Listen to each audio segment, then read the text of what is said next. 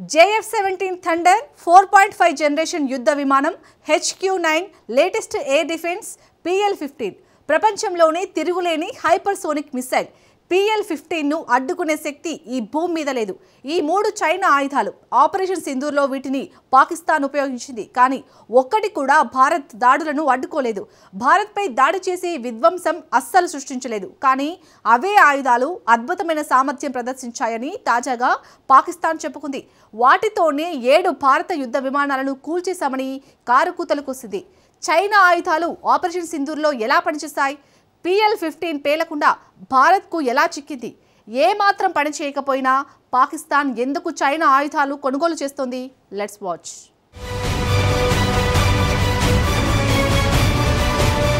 China ఆయుధాలు అద్భుతమైనవా?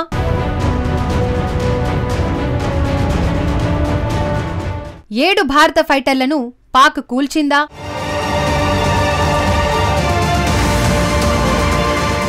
China weapons నే పాక్ ఎందుకు కొంటోంది?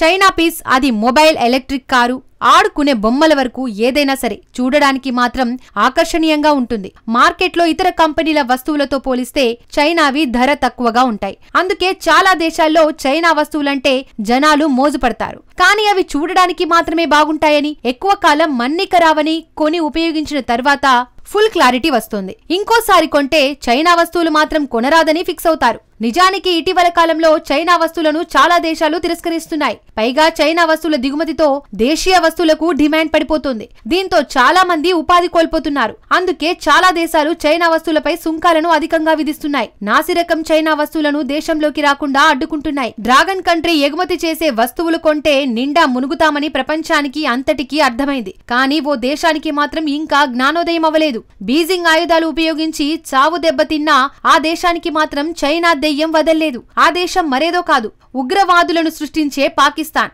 చైనా ఆయుధాలు అద్భుతమైనవని ఇస్లామాబాద్ ప్రశంసిస్తోంది. ఆపరేషన్ సింధూర్లో భాగంగా మేలో 4 రోజుల పాటు ఇరు దేశాల మధ్య నెలకొన్న ఘర్షణల్లో చైనా ఆయుధాలు అసాధారణంగా పనిచేసినట్టు టెర్రర్ కంట్రీ తెగ పొగిడేస్తోంది.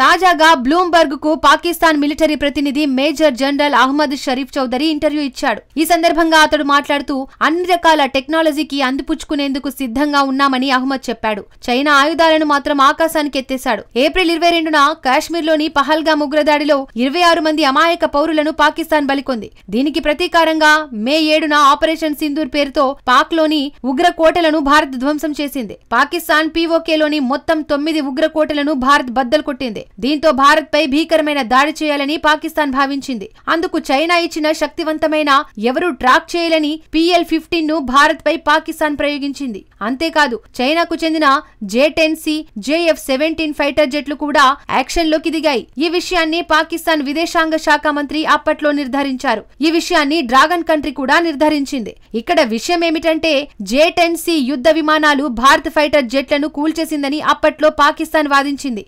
అంతకు ముందే సాంకేతిక లోపాలతో కూలిపోయిన MiG-29 ఫైటర్ జెట్ల విజువల్స్ ను పోస్ట్ చేస్తూ ఇదిగో ఆధారాలంటూ పాక్ విచిత్రమైన వాదనలు చేసింది. నిజానికి పాకిస్తాన్ వాదనలను భారత్ ఎప్పటికప్పుడు ఎక్కడికక్కడ ఖండిస్తూ వచ్చింది.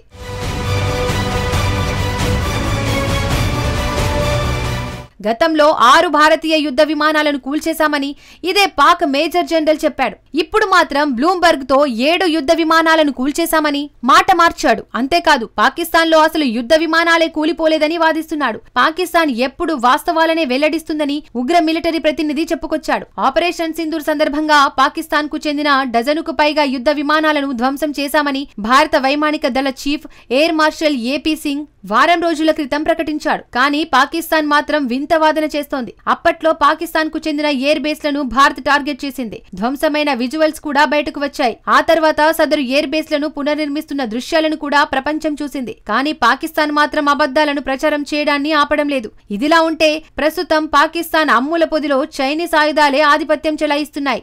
భారత్ అంచనాల ప్రకారం ఆపరేషన్ సింధూర్ ఘర్షణల్లో పాకిస్తాన్ పెద్ద ఎత్తున చైనా ఆయుధాలను ఉపయోగించింది. ఆఖరికి ఉపగ్రహాలు, రేడార్ల డేటాను కూడా పాకిస్తాన్ కు చైనా అందించింది. బెల్ట్ అండ్ రోడ్ ఇనిషియేటివ్ BRIలో భాగంగా ఇరు దేశాల సంబంధాలు బలపడ్డాయి. దశాబ్దాలుగా పాకిస్తాన్ కు అతిపెద్ద రక్షణ భాగస్వామిగా చైనా మారింది.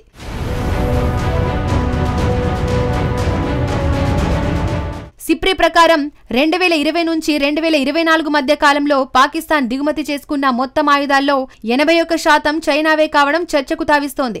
సిప్రి అంటే Stockholm International Peace Research Institute. ఇది ఐక్యరాజ్య సమితి అనుబంధ సంస్థ. సింపుల్ గా చెప్పాలంటే చైనాకు పాకిస్తాన్ అతిపెద్ద డిఫెన్స్ కస్టమర్ గా మారింది. చైనా మొత్తం ఆయుధ ఎగుమతుల్లో 3/2 వంతులు పాకిస్తాన్ నే చేరుతున్నాయి. ఇటీవల పాకిస్తాన్ కు Z-10ME హెలికాప్టర్లను కూడా చైనా అందించింది. భారత సరిహద్దుల్లో చైనా మోహరించిన హెలికాప్టర్లను అవి పోలి ఉన్నాయి. ఈ ఏడాది ఆగస్టులో పాకిస్తాన్ అధ్యక్షుడు ఆసిఫ్ అలీ జర్దారీ చైనాలో పర్యటించాడు. ఈ సందర్భంగా Chengdu air craft industry group ను సందర్శించాడు. చైనా పాకిస్తాన్ కలిసి J-10C యుద్ధ విమానాలను ఈ సంస్థలోనే తయారు చేస్తున్నారు. అయితే పాకిస్తాన్ మిలిటరీ ప్రతినిధి ఓ నిజాన్ని మాత్రం అంగీకరించాడు. ఆయుధాలు, సైన్యం విషయంలో భారత్ తో పోటీ పడే శక్తి తమకు లేదని క్లారిటీ ఇచ్చాడు. తాము చైనా ఆయుధాలపైనే ఎక్కువగా ఆధారపడుతున్నా పాశ్చాత్య ఆయుధాలను కూడా కొనుగోలు చేస్తున్నట్టు వివరించాడు. సిప్రి ప్రకారం గతేడాది పాకిస్తాన్ రక్షణ బడ్జెట్ కేవలం $1000 కోట్ల మాత్రమే. భారత రక్షణ బడ్జెట్ $8610 కోట్ల. భారత్ బడ్జెట్ తో పోలిస్తే పాకిస్తాన్ బడ్జెట్ కేవలం 1/1 మాత్రమే. బడ్జెట్ కేటాయింపుల్లో రక్షణకు భారత్ తో సమానంగా కేటాయిస్తున్నట్టు చౌదరి చెప్పాడు.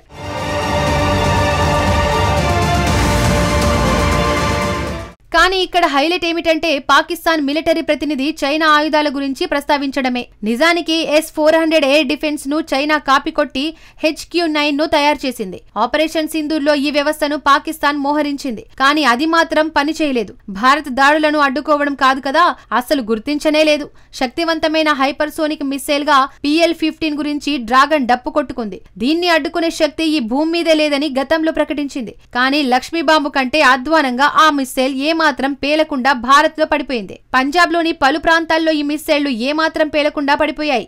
అత్యాధునిక యుద్ధ విమానాలుగా చెబుతున్న JF-17 థండర్స్ అయితే భారత్ దెబ్బకు దాక్కున్నాయి. ఉరుములా ఉరమాల్సిన ఈ యుద్ధ విమానాలను కాపాడుకోవడానికే పాకిస్తాన్ ప్రాధాన్యమిచ్చింది. అయినా సరే పాకిస్తాన్ మాత్రం ఇప్పటికీ మేకపోతు గాంభీర్యాన్ని ప్రదర్శిస్తోంది.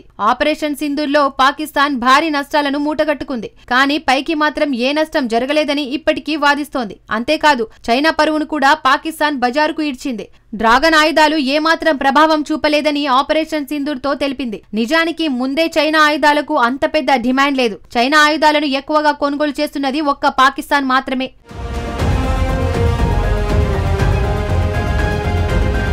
ప్రస్తుతం పాకిస్తాన్ తీవ్ర ఆర్థిక సంక్షోభంలో కూరుకుపోయింది. ఆ దేశం ప్రపంచ బ్యాంకు, IMF లా కాళ్లా వేళ్లా పడి రుణాలను పొందుతోంది. ఇలాంటి పరిస్థితుల్లో ఉన్న ఉగ్రవాదాన్ని ఆ దేశం వీడడం లేదు, యుద్ధోన్మాదాన్ని ఆపడం లేదు. పాకిస్తాన్ కు అత్యంత చౌకగా ఎక్కువ ఆయుధాలు కావాలి. ఇలాంటి 2 అంశాలు కేవలం చైనా ఆయుధాలకే ఉంటుంది. అందుకే చైనా నుంచి పాకిస్తాన్ ఎక్కువగా ఆయుధాలను కొనుగోలు చేస్తోంది. కానీ చైనా ఆయుధాలు మాత్రం అకార పుష్టి, నైవేద్య నష్టి అన్నట్టుగానే ఉన్నాయి. అంటే కేవలం ఉత్సవ విగ్రహాలు మాదిరిగా ఉంటాయి. ఆ ఆయుధాలను నమ్ముకొని తాము సురక్షితంగా ఉన్నామని భావించడం ఒక్క పాకిస్తాన్కే చెల్లింది.